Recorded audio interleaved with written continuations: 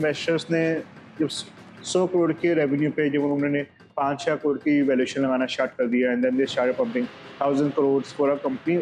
तो उस दिन क्या था कि प्रोफेसर वहाँ पे आए नहीं थे। Doctor APJ Abdul Kalam was sitting over there. One day they learned over there कि यार कोई भी कुछ भी कर सकता है। जरूरी नहीं you have to be a genius.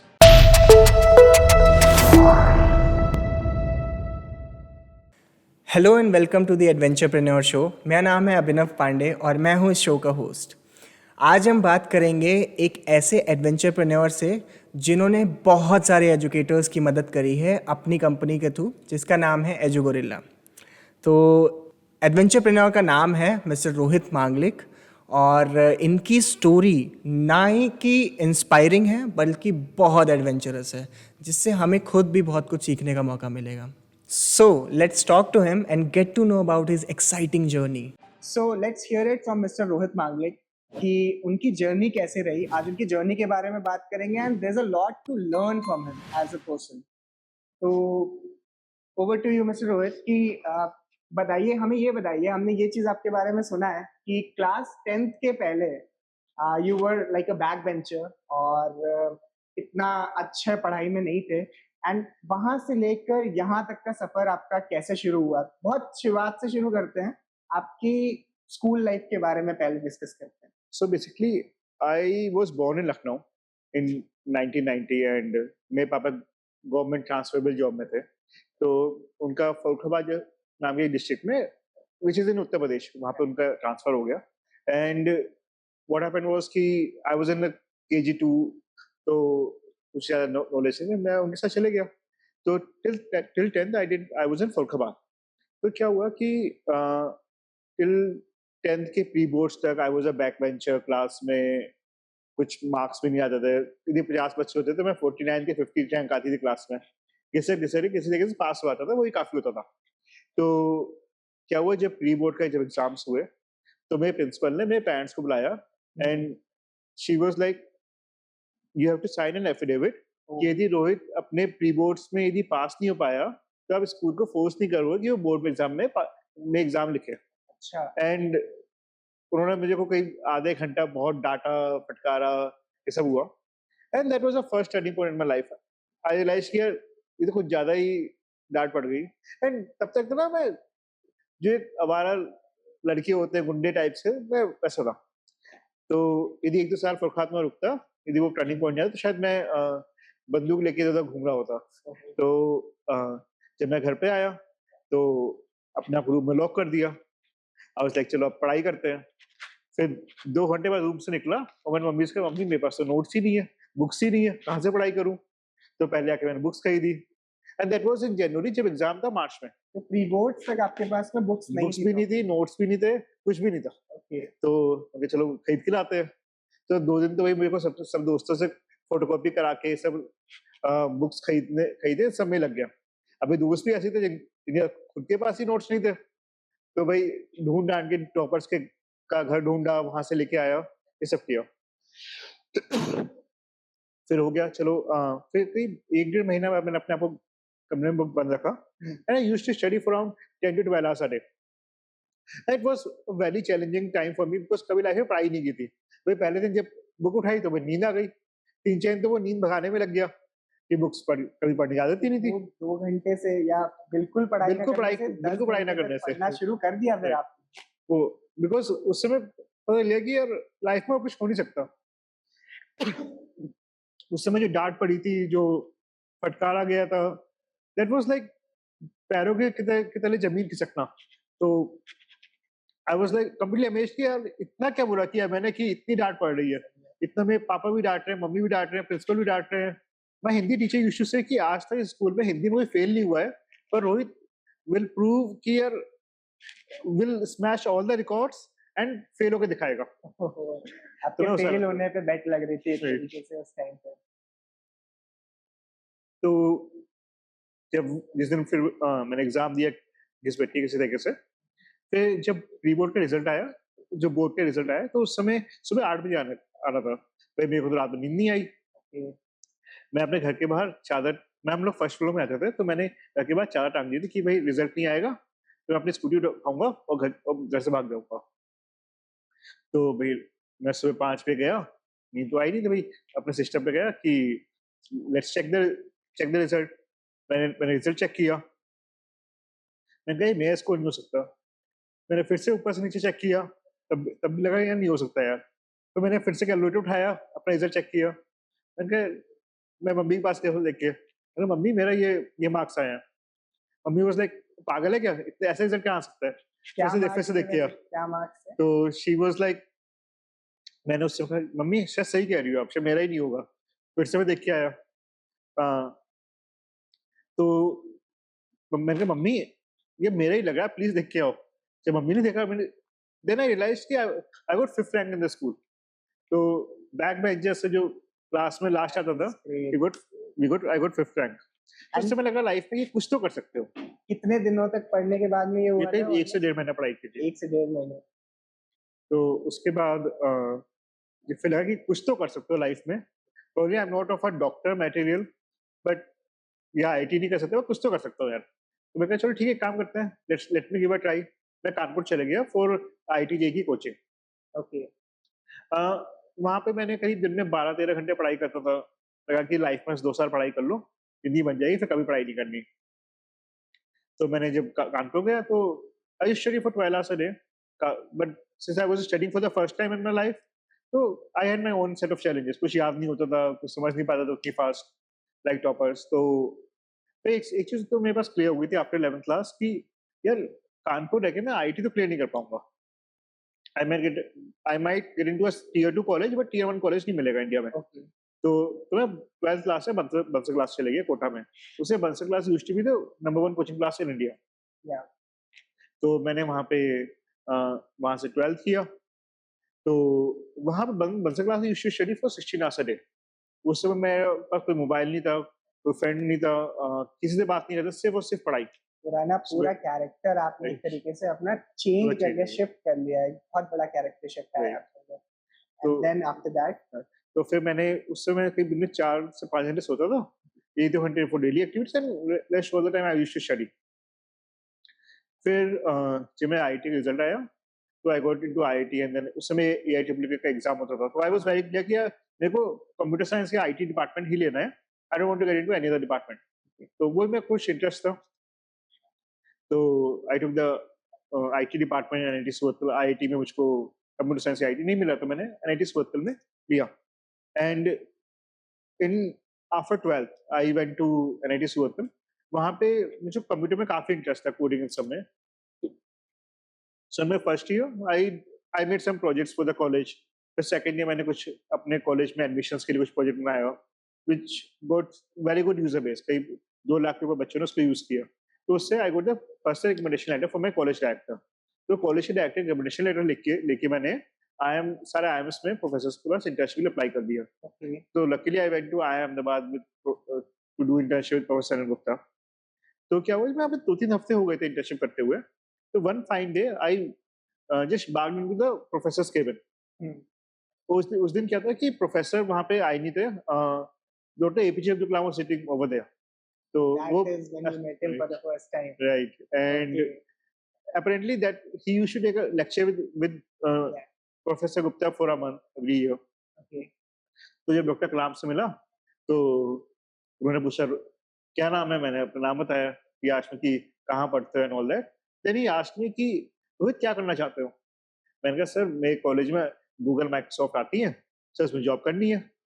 तो उसके बाद डॉक्टर कलाम ने मुझे करीब 3 से 4 घंटे तक अच्छा खासा पेला, डाटा, समझाया कि 3 से 4 3 से घंटे 4 तक प्रॉपर बात हुई राइट। आपकी उनसे? क्योंकि उस समय doctor Kalam used to take lecture with professor Gupta and apparently professor Gupta थे नहीं, तो शायद उनके पास थोड़ा फ्री टाइम अवेलेबल होगा, तो उन्होंने उससे बात की।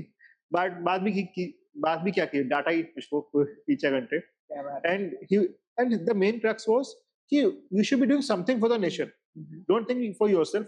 The nation is investing so much of money in your education, in making sure that you should give something back to the nation. And आप क्या कर रहे हो, आप जाके गूगल माइक्रोसॉफ्ट में जॉब कर रहे हो, तो देश में जॉब कैसे बनेगी। तो that was a second turning point in my life. I don't care, ठीक है चलो अब कुछ करते हैं, देश के लिए करते हैं।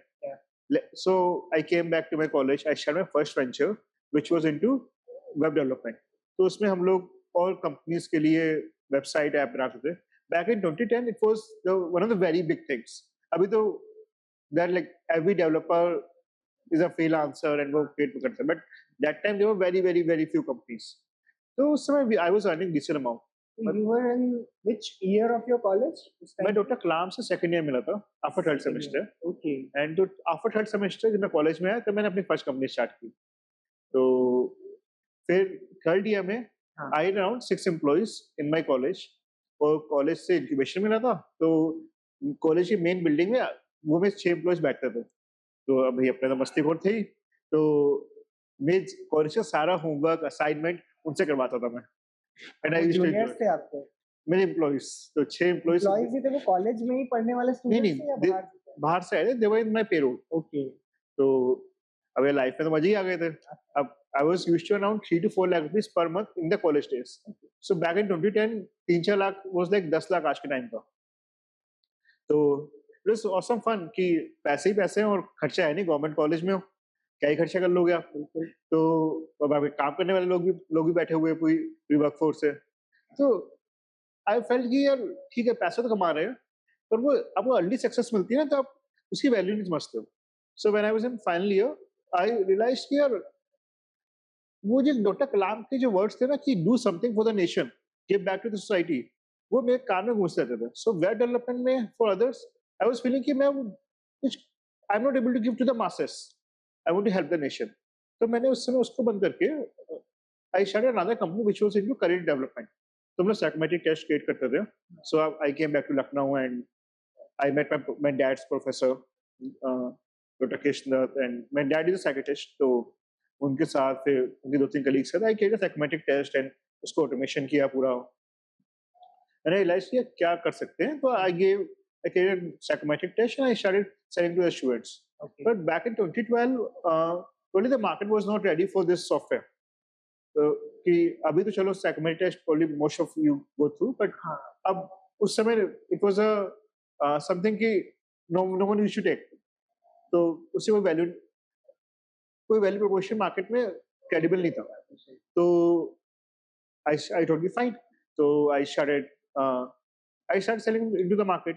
तो at the end I lost all the money that I earn in a previous startup, and bank से लोन ले लिया, और it was a considerable loan कि जितने मेरे पास जितना भी क्रेडिट मिल सकता था वो सारा क्रेडिट यूज कर लिया, and that startup had to shut down कि I was not able to make profit.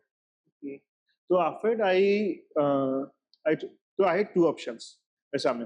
यार एक स्टार्टअप थी जो कि बहुत ज्यादा पैसा कमा रही थी, but I was not able to get the mental satisfaction क्योंकि I was not able to give back to the society. And there was another startup which was into career development, career counselling, जिसमें satisfaction तो था mental, but viability नहीं थी, तो it was not profitable.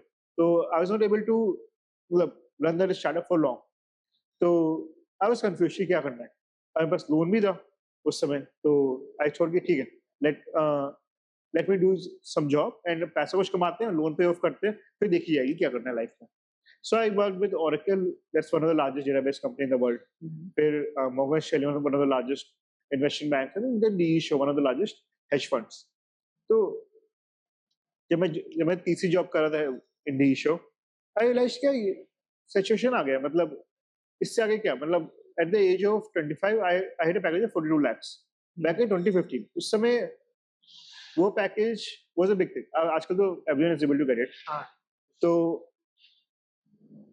I was feeling कि अब कुछ तो मतलब let's go back to the roots, let's go back and help the students. तो so basically I happened to visit my school in Farrukhabad in 2015, and over there my juniors graduated and asked me, what's the right school, what's the right coaching center, and how to increase their chance of getting a government job. So these questions intrigued me कि why everyone is talking about so much about these questions. India में तो there are millions of educators, there are millions of books, there are 40,000 colleges, there are 30 lakh plus schools. A gap कहाँ है? So I started making a deep dive, and what I figured out was there's a huge digital disconnect.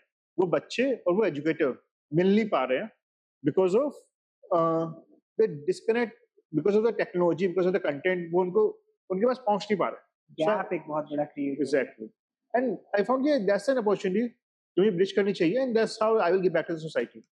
तो in 2019 I started Edugoila. तो we started helping educators कि भाई आप बच्चों पे कैसे reach out करोगे। तो so that's how Edugoila was born. तो Edugoila जब हम लोगों ने start किया मैंने, तो basically क्या हुआ, in the initial, so basically I left my job in 2016. शुरू के 3 साल तो I was pivoting from one idea to the other to the third idea. Okay. And जब 2016 में मैंने जॉब छोड़ी, तो I started another company with the name of EduDona. तो उस समय क्या हुआ था कि I spent each and every penny from my pocket to build that startup. वो कुछ forums करके वेबसाइट थी कि इसमें बच्चे आएंगे, क्वेश्चंस पोस्ट करेंगे, आंसर देंगे। तो मैंने so जब वेबसाइट बनाई, उसमें बच्चे ने क्वेश्चन आंसर देना स्टार्ट किया, I was not able to drive enough profit out of it.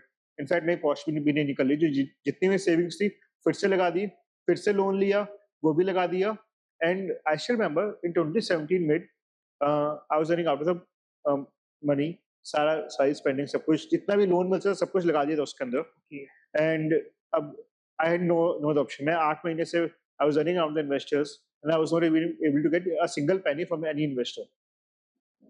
तो उसके बाद क्या हुआ कि I was in Delhi, and मुझे याद है 5 दिन हो गए थे दिल्ली में, and I didn't have any money even to pay to the hotel कि ये खत्म हो गया, and I had to pay to my employees salary as well. तो I met one investor in Delhi, he recently raised $8 million. तो he said कि यार रोहित ठीक है, मैं तुम्हारी कंपनी 10 लाख रुपए डालूंगा। तो and that was a breather, and उससे वो 10 लाख रुपए से आज वो कंपनी 150 करोड़ की बन गई है इन द लास्ट 7-8 years। तो उसमें there were like a lot of pitfalls की, ऐसे 2 बार इंसिडेंट्स आए मेरी लाइफ में। फिर 2 साल पहले हम लोगों ने 16.5 करोड़ रेज किए, अब we are going for much bigger round. तो ये बहुत बड़ी बात है कि आपने 2 बार आपके पास में चैलेंजेस आए, बहुत बड़े-बड़े चैलेंजेस आए, when you had exhausted all your money, आपका सारा पैसा खत्म हो चुका था, यू हैड लोन फिर से। तो बहुत सारे लोग होते हैं जिनके पास में एक बार भी अगर ऐसा एक चैलेंज आ जाता है, तो दोबारा they are never able to make to the particular point again कि हाँ, चलो मैं एक स्टार्टअप करना चाहता हूँ। बहुत सारे लोग इसमें फँस के रह जाते हैं। तो वहां से ऐसी क्या चीज थी जिसने आपको वहां उस जगह से निकाला? Yeah, one thing I learned in my whole life is you have to be persistent. For example, जब मैं 10th क्लास में था, one thing that I learned over there कि यार कोई भी कुछ भी कर सकता है। जरूरी नहीं you have to be a genius. You have to make sure that आप उसमें लगे रहो, right? कि slow. Some people might be able to achieve that journey in 6 years, and some people might get it in 6 months itself.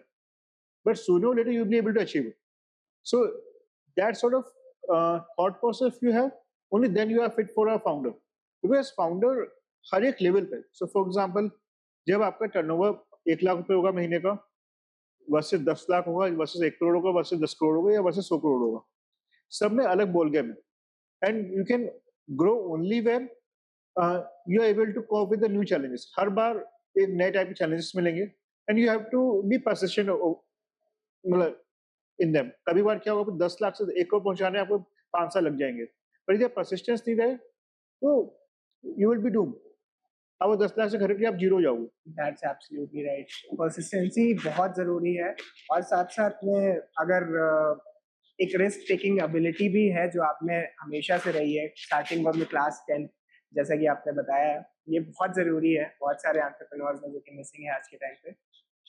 इसके आगे अगर बात करते हैं एडटेक कंपनीज की, तो क्या आपको लगता है कि कोविड के पहले कोई एक ट्रेंड था एडटेक के अंदर जो कोविड के टाइम पे कुछ और चेंज हुआ, और अब क्या ट्रेंड चल रहा है?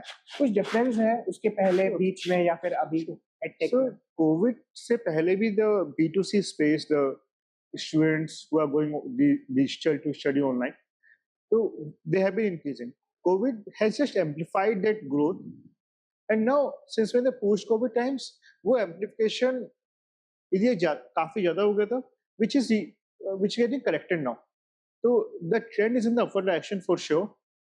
It's just that कि वो काफी बढ़ के थोड़ा सा करेक्शन हुआ है, but it is still increasing.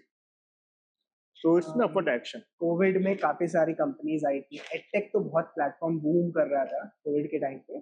बहुत सारी कंपनीज थी जो प्री एग्जिस्टिंग भी थी, लाइक अन अकेडमी एक बहुत बड़ा जायंट था, बायजूस एक बहुत बड़ा जायंट था, और great learning it is still existing. बहुत सारी ऐसी कंपनीज थी जो कोविड के बाद में, जो अभी आप बता रहे हैं इट्स बिकम स्टेडी या फिर इट्स नाउ रेगुलेटेड, इस रेगुलेशन में बहुत सारी कंपनीज एक्चुअली चली गई हैं विच were not profitable.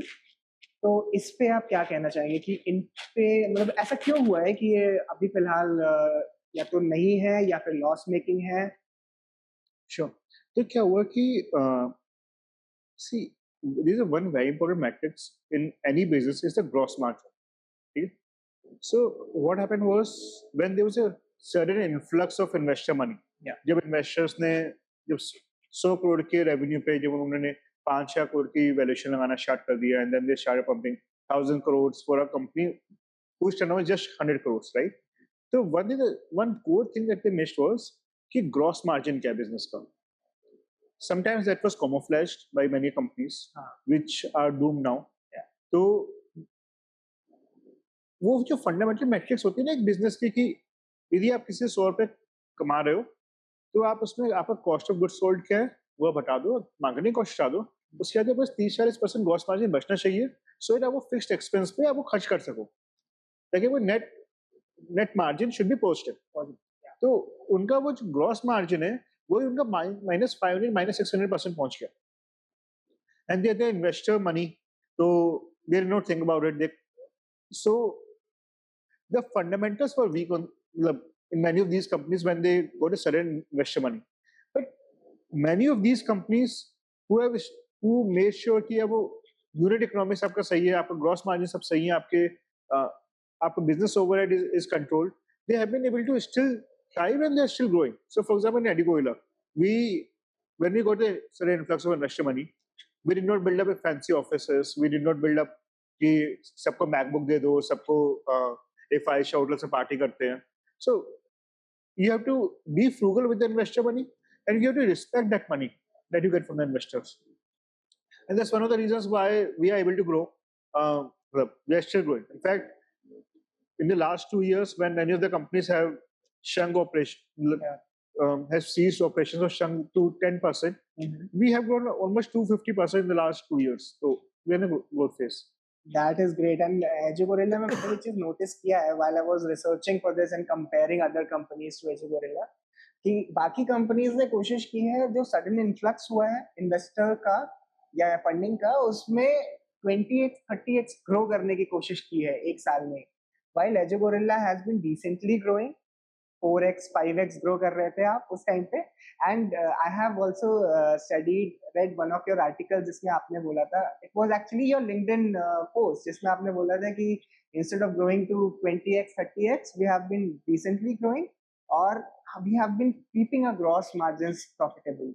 So that was a great thing to do for a company. No, in fact, in the PAT level as well, we are profitable. So, there is one more thing, Rohit. I've observed कि बहुत सारी edtech companies हैं उसमें higher and fire बहुत तेज चलता है। तो I would like to know कि अभी एजुगोरिल्ला में हायर एंड फायर कितने तेज चल रहा है and how does it impact the whole industry, कि बहुत सारे लोगों की एक थिंकिंग बन जाती है ना, तो इसके बारे में कुछ बताइए। Sure. So if you check out in Edigoila, almost 50 to 60% of the team that I have right now have joined more than 5 years back. So, or I can say कि 5 साल पहले जो लोग थे, 50 to 60% are still working with us. Definitely, people have different goals and different career aspirations. So, for us, it is कि once someone join you, he becomes part of the ecosystem. However, having said this, क्या होता है, the reason why so many companies do a hiring and firing is because when you are changing your business model quite drastically, when you are recalibrating every single day कि यार ये नहीं चला तो अब ये करते हैं, अब ये नहीं चला तो ये करते हैं, right? Especially with the investor money, so you have pressure कि भाई आउटपुट लेके आना है किसी भी तरीके से, कुछ भी करके। एंड वो जो आप रातों-रात बिज़नेस मॉडल आपका फिक्स नहीं है, आप चेंज कर रहे हो, तो आप रातों-रात आपको दूसरी टीम चाहिए होती है जो आपको नए बिज़नेस मॉडल मॉडल पे रिकैलिब्रेट कर सके। So that's the reason why companies went through it. But 5 years back when we were sure कि यार ठीक है मेरे को I have to help educators to increase the reach, revenue and efficiency. We stick to that and we are growing from there. So there's something कि आपको fundamentals जब clear है ना, तो आपको बाबा hire and fire की जरूरत नहीं पड़ेगी. The same team can give you much better result.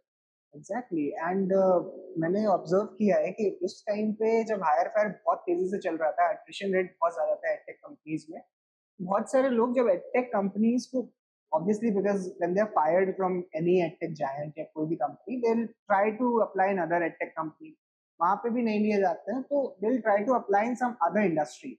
उस इंडस्ट्री में एडटेक से आया हुआ एक इंसान whether it is business developer या फिर मैनेजर, तो उनको कंसिडर ही नहीं किया जाता था, बहुत टाइम तक ऐसा रहा था। अब तो फिलहाल सिंस इट इज रेगुलेटेड तो बहुत कंसिडर किया जा रहा है, बट उस टाइम पे ये भी था कि कंसिडर किया ही नहीं जा रहा था। Agreed. तो उस टाइम पे it is it I actually observed when I also applied for a job at Edugori like time पे, तो बहुत एक रेगुलेटेड आपका मैकेनिज्म है and used to take proper time की एनालाइज करने के लिए 2 या 3 आपके फिल्टर्स होते थे और उसके बाद में आप सेलेक्ट करते थे। Because the idea is if someone becomes part of the ecosystem, he should not leave. He shall grow with the journey, with our journey, right? Then that's why people join a startup. They don't join a startup कि यार मैं आऊँगा निकाला जाऊँगा, well that's not people who are looking for job do that, right? So that's our idea कि यार ठीक है लो सोच समझ के लो बट लंबे टाइम के लिए लो। दैट इज रियली गुड, क्योंकि अगर ऐसा किसी को ले लेते हैं, किसी को हायर कर लेते हैं, बहुत इजीली एडटेक प्लेटफॉर्म हायर कर रहे थे उस टाइम पे, आज से 2-3 साल पहले की बात है। और इस पे एक there is a sense of fear that was there in the person's mind कि भाई पता नहीं कब हमें हटा दिया जाएगा। और कंपनी का भी ये था कि अगर एक एम्प्लॉय निकलता है तो अपने साथ बहुत सारा एक्सपीरियंस कंपनी का लेके निकलता है, तो वो एक्सपीरियंस अगर बाहर जाता है तो कंपनी के लिए एक तरीके से लॉस है। तो you maintained it, that is a great job that you have done. इसके अलावा व्हाट डू यू थिंक कि और पिछले 3-4 साल में एडटेक कंपनीज के साथ अच्छा क्या हुआ है? आपने बहुत सारी चीजें देखी हैं, रेगुलेशन की भी हमने अभी बात करी है, एडटेक कंपनीज में बेहतर क्या चीजें हुई हैं अभी पिछले 3-4 साल में? So the first thing is कि the companies have started focusing towards the content quality. कि जिनका पहले जो only tech driven था, who never focused on content till before COVID. All the companies realized कि यार देखो मुझको content जो बच्चों को deliver कर रहे हैं that has to be of a top notch quality. Number one. Yeah. Number two is the success rate of the students actually matter. Rather than any other vanity metrics, the EdTech 4.0 is all about making sure that your students are able to achieve success. Okay. And let's set aside all other metrics.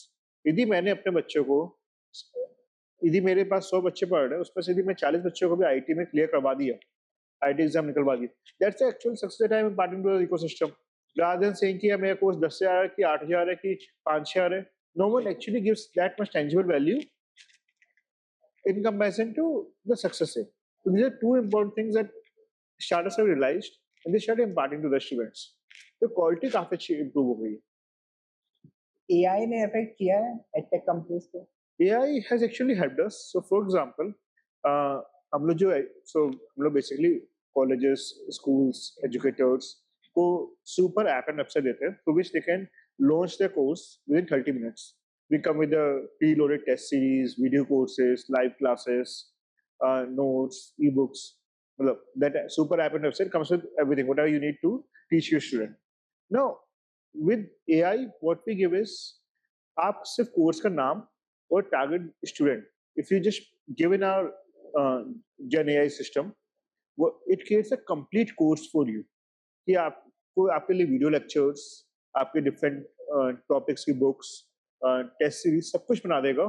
Just if you give the topic that you want to teach and to whom do you want to teach. तो इससे जो teachers की जो journey है that is smooth enough. अब ये teachers का जो टाइम मैनेजमेंट जॉब्स में लगता था, नॉन टीचिंग रिलेटेड एक्टिविटीज में लगता था, वो ना खत्म हो गया। So they are able to focus more towards the students rather than doing the rudimentary job every day. That's great.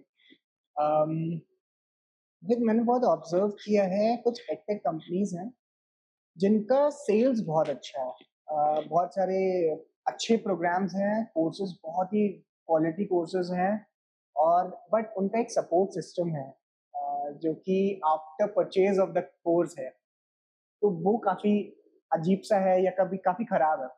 तो क्या ऐसा एजुगोरिल्ला ऐसा क्या सपोर्ट सिस्टम प्रोवाइड करता है अपने लर्नर्स को, ठीक है, या फिर एजुकेटर्स को, जिसके थ्रू बहुत अच्छे से कम्युनिकेट कर पाते हैं? Right.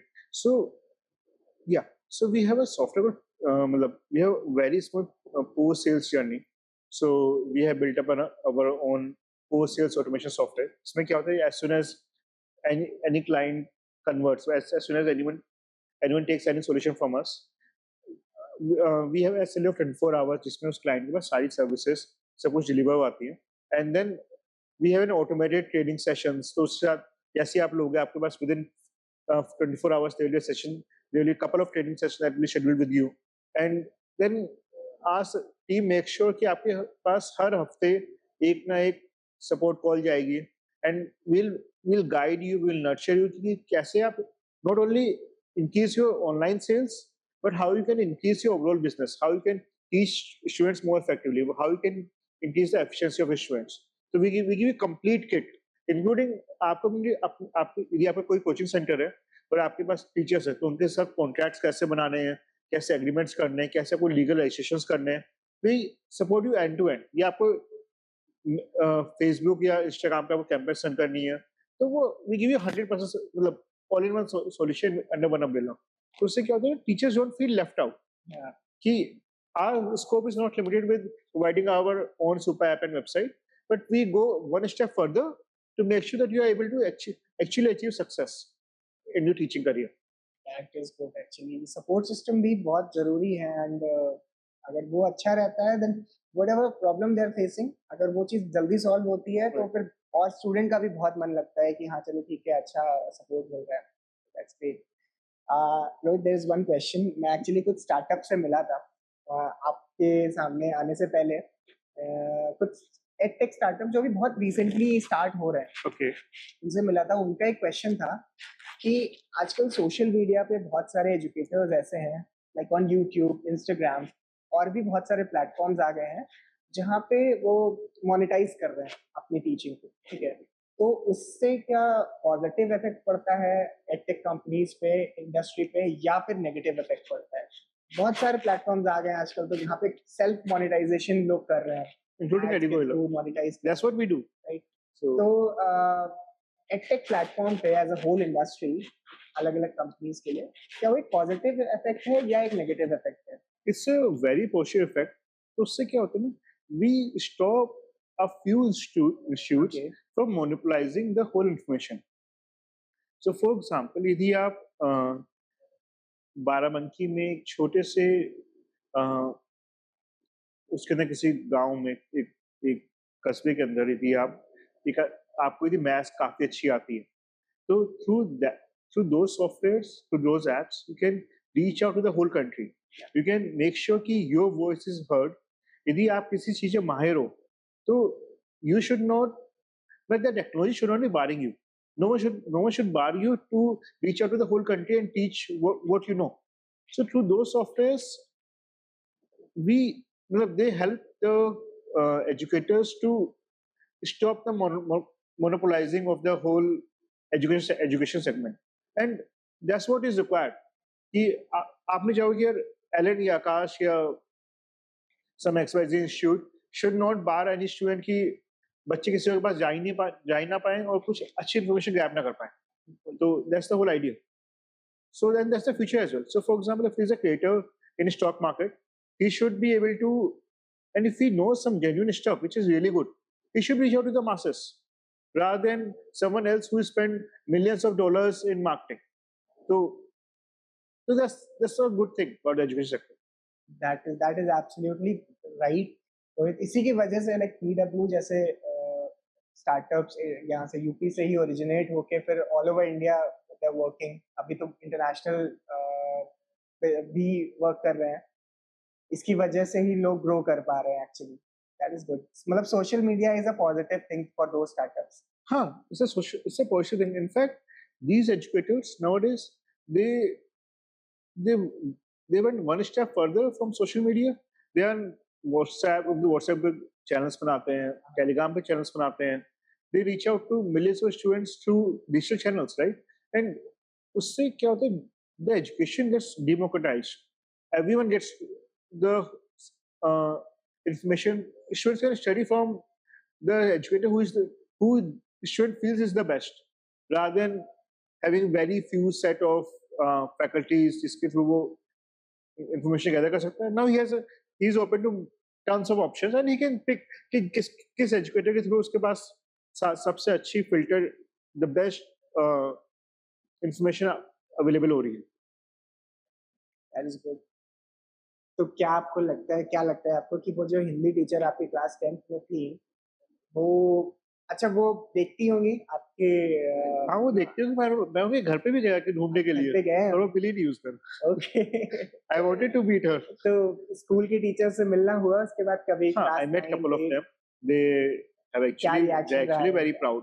So They're very they proud. they invited me to the school a couple of times.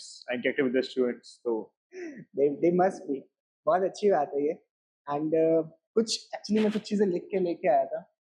आप बुक्स वगैरह पढ़ते हैं? मैंने देखा है आपके लिंक्डइन पे you are a writer of 7 books and 6 patents भी हैं आपके नाम पे। बुक्स वगैरह अगर आपको सजेस्ट करने को दी जाए, वैसे आपकी फेवरेट बुक्स कौन सी हैं? अगर 3 टॉप 3 पूछूंगा। so the first is How to Talk to Anyone. Uh, so the second one is the interpersonal communication. Okay. And the third is there's a book of Ayn Rand. Uh, the name of the book is Fountainhead. That's the objectivist. That's one objectivist. Okay. So the first book is How to Talk to Anyone. Is a must read for anyone who is in the front facing profile. In fact, that क्या होता है ना कि we Indians are very good in engineering, but we don't have as good communication skills as what our counterparts in UK or Europe or in US have, right? So that is one of the skills that we need to master, and I believe everyone should master that skill. So, and this is the first step that everyone should have. How to Talk to Anyone. That's a brilliant book. Yeah. Second one is about interpersonal skills, how the body language, right? Now, see क्या होता है, 63% of our content is delivered through the body language and only 37% is a verbal communication. Yes. तो जो 63% जब तक non verbal communication होता है, how do you master it? How do you figure out कि जो आप इंटरव्यू में जो बंदा जो बोल रहा है, is it correct or wrong? Yeah. तो how do you see a person and judge him कि यार ये क्या कम्युनिकेट करना चाह रहा है? तो that is a must read book. And third is in the Objectivist by Ayn Rand. That's personally my favorite novel. So yeah. Would you like to say something about your own books जो आपने लिखी हैं? So my books are more towards the curriculum. तो वो IIT, NEET या इन सब exams पे हैं. तो हाँ, मतलब you can go through them or you can read them. Okay, that's great. मैं एक बार मुझे प्लीज सजेस्ट करिएगा। Sure. मैं जरूर पढ़ूंगा। Sure. I'm also a fan of books. कई सारी बुक्स भाई पढ़ता रहता हूँ। तो ये क्वेश्चन मेरा पर्सनल ही था जो मैंने आपके सामने Sure. रखा है। There's one more thing. What are your future plans? अभी एजो गोरिल्ला के फ्यूचर प्लान्स और आपके पर्सनल भी आगे के क्या हैं? Yeah. So अभी तक हम लोगों ने we captured the whole country. We have become one of the largest player in India right now to help educators to increase their reach, revenue, and efficiency. Now we are going global. In the next 5 years, we'll be capturing at least 50 countries. So we have strengthened all our arms and ammunitions. So very soon you will hear the news of Edigola going international. So पहले हम लखनऊ से UP गए, UP से India गए, अब India से international जाके पूरे देश में एजुकेशन इंप्रूव करेंगे. पूरे वर्ल्ड में That is एजुकेशन को करेंगे। that is great. हम सुनते हैं ना कि यूपी के अंदर बहुत सारी, अगर स्टार्टअप्स को लिया जाए, बहुत सारी सक्सेस स्टोरीज नहीं है। तो जब ये ऐसी सक्सेस स्टोरीज निकल कर आती हैं तो वी फील वेरी प्राउड। तो आपको क्या लगता है कि दिस इज ट्रू और नॉट, यूपी में सक्सेस स्टोरीज नहीं है? See, there are quite a few, including Paytm is also from UP, by the way. Yeah. Physics Wala is also from UP. So but they, actually count नहीं होती है वो, अगर देखा जाए ना तो काउंट बहुत कम लोग काउंट करते हैं यूपी से। I agree, I agree. So वो इतनी बड़ी हो गई कि काउंट में नहीं आती। I completely agree. But क्या होता है ना कि UP has done a phenomenal job in building up incubators. करीब 60 के पे incubators हैं मेरे ख्याल से यूपी में। तो यूपी में वो काम तो काफी अच्छा किया, but what the state needs is accelerators. So the government need to define the accelerator की पॉलिसी कि जो स्टार्टअप जो इंक्यूबेशन फेज से आगे उठना चाह रहे हैं, जिसके ऊपर ग्रो करने की क्षमता जिनके अंदर आ गई है, they deserve to be in the next phase of the career of the journey. तो accelerators are missing. So I believe the government should invest towards acceleration programs and policy build up करना चाहिए। Beyond that, I believe in the next 3 to 4 years, you will again hear quite a few stories from UP. Definitely we are very hopeful about that. और वैसे accelerators थोड़े बहुत हैं, but there They are based out of Noida, और यहाँ पे बहुत जल्दी पहुंच so जाते हैं। accelerators in Noida.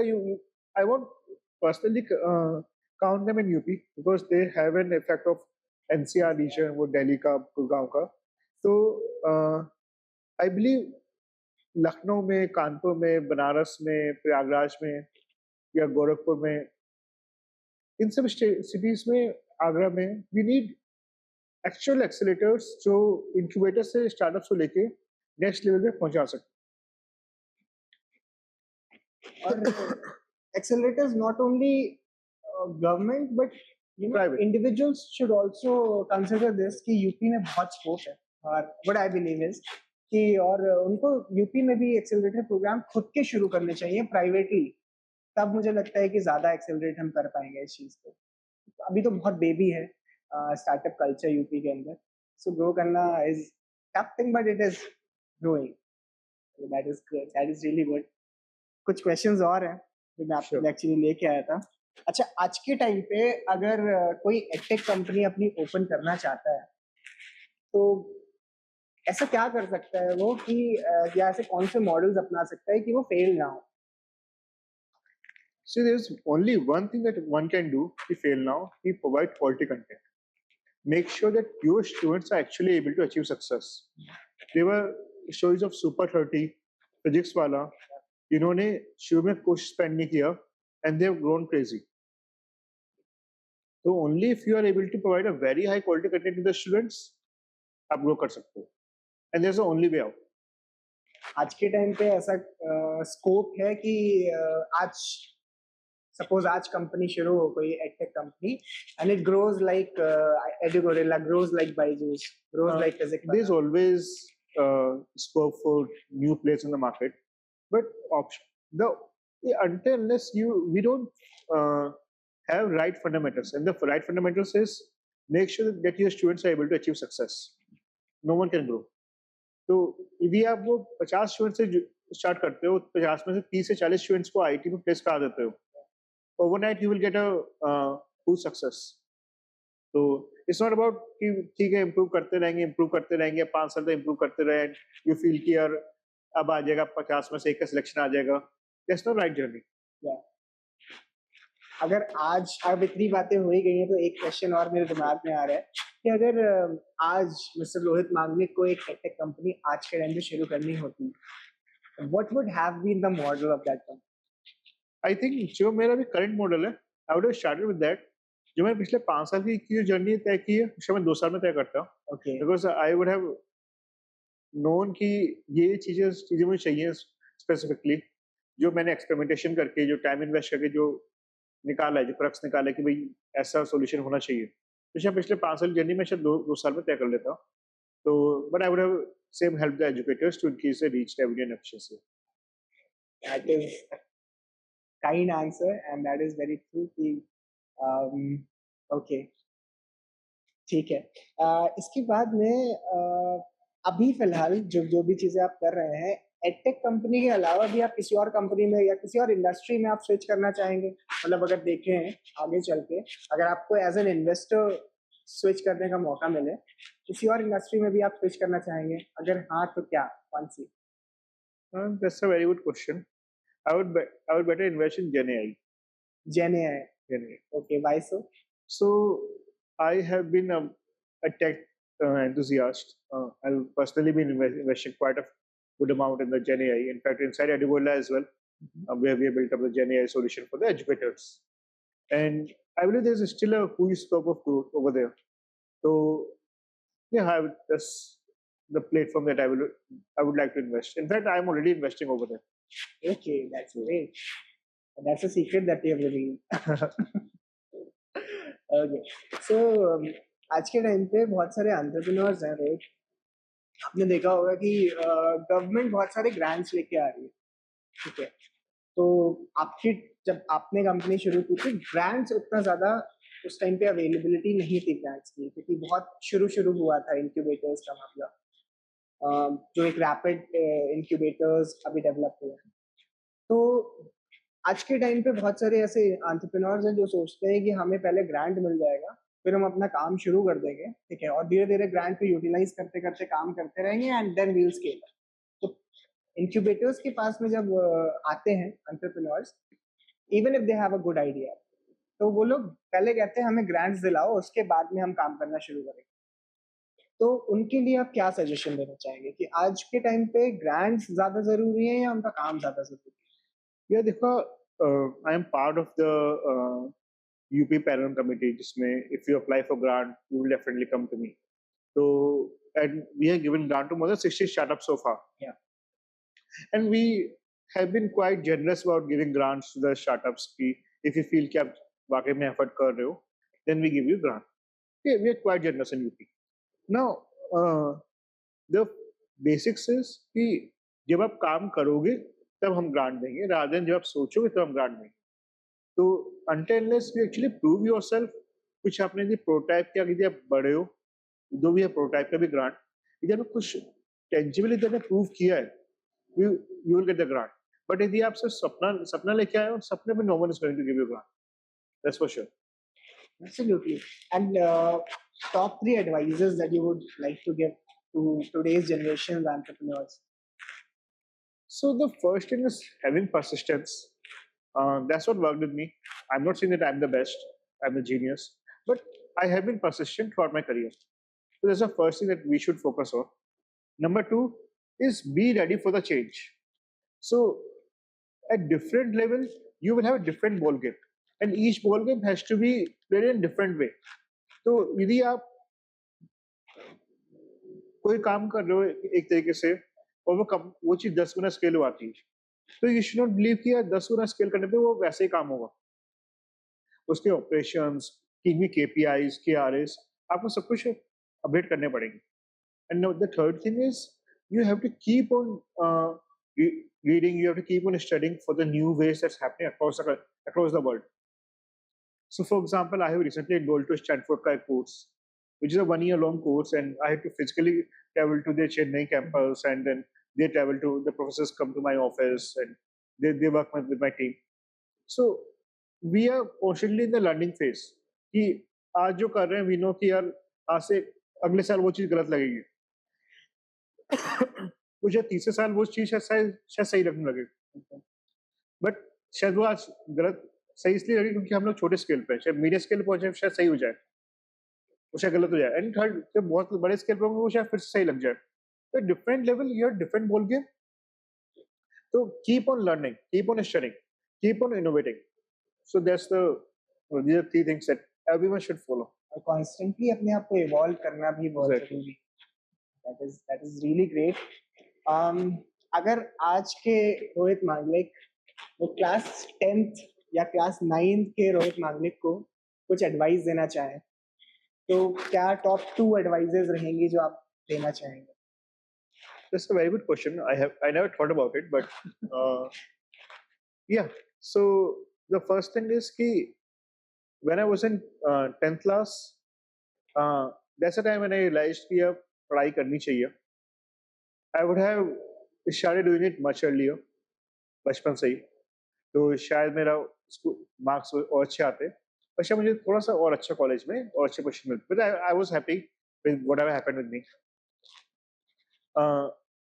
So there is nothing I would like to change, because what I personally believe is you are what the um, what was built from the all the situations that you have gone through.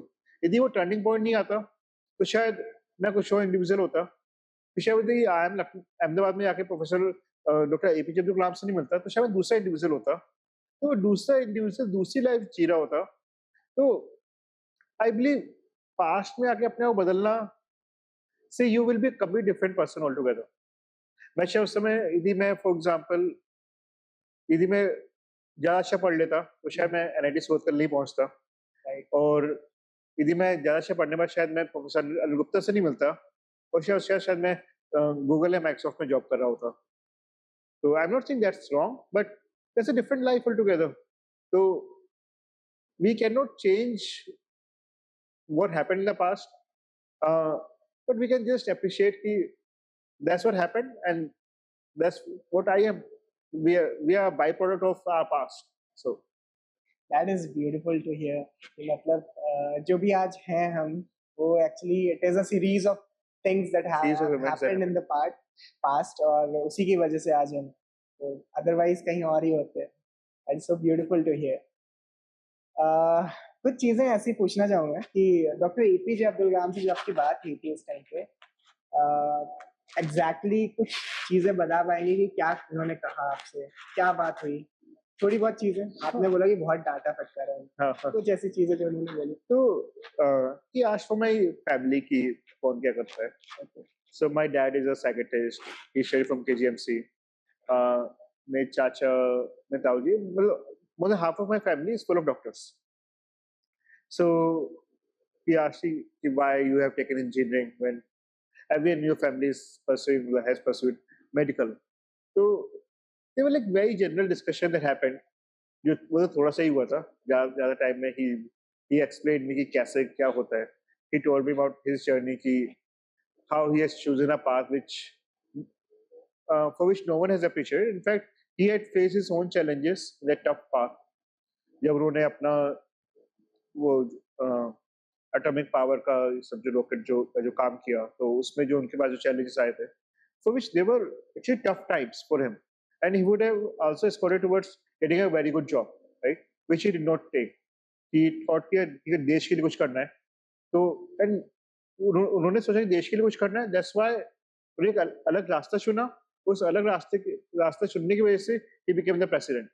तो यदि मुझे कुछ आगे कुछ बड़ा achieve करना है, तो I have to make my own path and वहां से आके in the end result I will get something good. But यदि मैंने वो मीडियोकर रास्ता चुना तो जिंदगी में वो मीडियोक्रेसी में ही रहूंगा। तो that's what he taught me, and I felt कि and that became part of my veins, that became part of my life कि हाँ यार, मतलब कुछ अलग ही करना है, which should make tangible value proportion to the whole country, and for which when I will die I will appreciate कि हाँ यार, मैंने देश के लिए कुछ तो किया है। सही में मैंने सोच के रखा था कि ये क्वेश्चन आपसे जरूर पूछूंगा, क्योंकि ऐसे इंसान से मिलना ही अपने आप में बहुत बड़ी बात है। मैंने इग्नाइटिंग माइंड्स पढ़ी है, जो उनकी बुक है, बट एक्चुअली इन पर्सन मिलना वो कुछ और ही और होगा उस टाइम पे। खैर, it was a great thing. बहुत अच्छी आपसे बातें हुई हैं, बहुत सारी चीजें मैंने खुद सीखी हैं आपसे रोहित, एंड आई बिलीव कि जो भी हमारा आज का ये एपिसोड देखेंगे, जो भी पॉडकास्ट देखेंगे, उनको बहुत बहुत कुछ सीखने का मौका मिलेगा, especially related to edtech platforms. अच्छा, आपको अगर कोई रीच आउट करना चाहता है, कोई एंटरप्रेन्योर है जो बहुत ही कुछ अच्छा बना रहे हैं, ठीक है, and if they want to reach out to you, तो वो कैसे रीच आउट कर सकते हैं? They can reach out to me on Twitter या LinkedIn या email, anyway, मतलब I am very open. In fact, if there is any entrepreneur in Lucknow and he wants to reach out, I'm quite open कि I'm ready to spend आधे घंटा उसके साथ over coffee and share my life experience. And if that can be of even one person reason for his growth, I'll be more than happy to become part of that. That is absolutely great work. And thank you so much for coming to Amity Innovation Interview. Yeah, well, it was Thank pleasure you so interacting much with you. for allowing us to have this interview with you. And it has been a great pleasure. Absolutely great My pleasure. pleasure. Thank you so much. So thank you so much everyone. अगर आपने अभी तक इस video को देखा है तो I hope you like it. हम ऐसे ही बहुत सारी एडवेंचरस और इंस्पायरिंग स्टोरीज आपके लिए लाते रहेंगे. उसके लिए बट आपको सब्सक्राइब करना पड़ेगा और प्लीज प्लीज कमेंट में अपना फीडबैक देना ना भूलें. Thank you so much once again. This is Abhinav signing of.